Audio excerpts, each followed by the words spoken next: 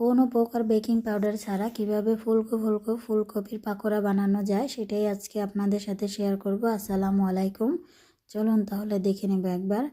এর জন্য প্রথমে আমাদের লাগছে ফুলকপি। আমি এখানে মাঝারি সাইজের একটা ফুলকপি নিয়েছি। এবার আমি ফুলকপিটাকে কেটে নেব। কেটে নেওয়া হয়ে গেছে। এবার আমি কিছুটা পানি দিয়ে এখানে এগুলোকে এভাবে ভিজিয়ে রাখবো কিছুক্ষণ, এতে করে পোকামাকড় থাকলে বেরিয়ে আসবে। এবার আমি একটি কড়াইতে পরিমাণ মতো পানি দিয়ে দিলাম।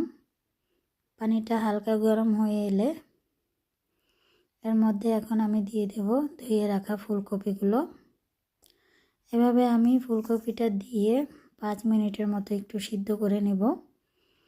5 মিনিট হয়ে গেছে, আমাদের ফুলকপিটা বেশ ভালোভাবে সিদ্ধ হয়ে গেছে। আমি তুলে নিচ্ছি। তুলে আমি এগুলোকে ঠান্ডা করে নেব। এবার আমরা চলে যাব বেসনের কাজে। এখানে আমি 2 কাপ পরিমাণ বেসন নিয়ে নিচ্ছি। দিয়ে দেব স্বাদ মতো লবণ। দিয়ে দিলাম হাফ চা চামচ হলুদ গুঁড়ো, হাফ চা চামচ মরিচের গুঁড়ো, ময়দা দিয়ে দিলাম 1 টেবিল চামচ পরিমাণ। এবার শুকনো উপকরণগুলো আমি একটু ভালো করে নেড়েচেড়ে মিশিয়ে নিচ্ছি।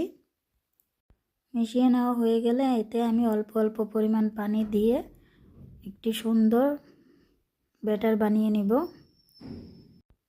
তৈরি হয়ে গেছে আমাদের বেসন গোলানো। দেখুন আমি কতটা ঘনত্ব রেখে ব্যাটারটা বানিয়েছি। এবার আমরা মূল কাজে চলে যাব।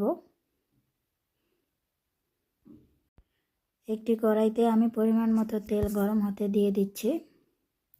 তেলটা ভালোভাবে গরম হয়ে গেলে ফুলকপির একটি টুকরো নিয়ে ব্যাটারে চুবিয়ে তারপরে আমি গরম তেলের মধ্যে ছেড়ে দিচ্ছি।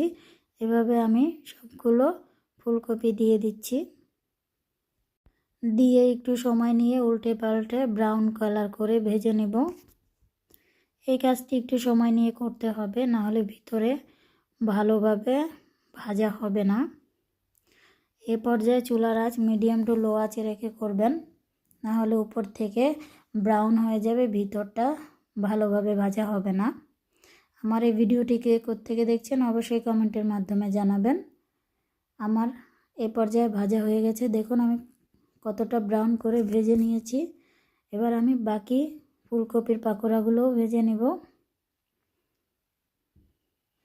এভাবে করে অবশ্যই বাসায় একবার ট্রাই করবেন।